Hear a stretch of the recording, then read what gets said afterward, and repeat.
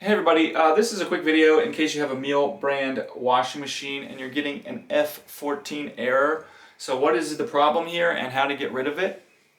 So the problem is that the machine is not able to intake water properly. So this could be one of two reasons.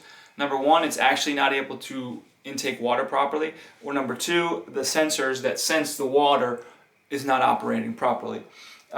So it's probably the latter. You're probably going to have to replace the heat pressure switch, the heater pressure switch that's going to sense the water in the machine. But you can also, inside the machine, just make sure all the connections are secure. And for example, the circulation pump should be running to move water around the machine. And if that's not working, then it might not actually be the water intake. It might just be the water circulation pump that needs to be replaced.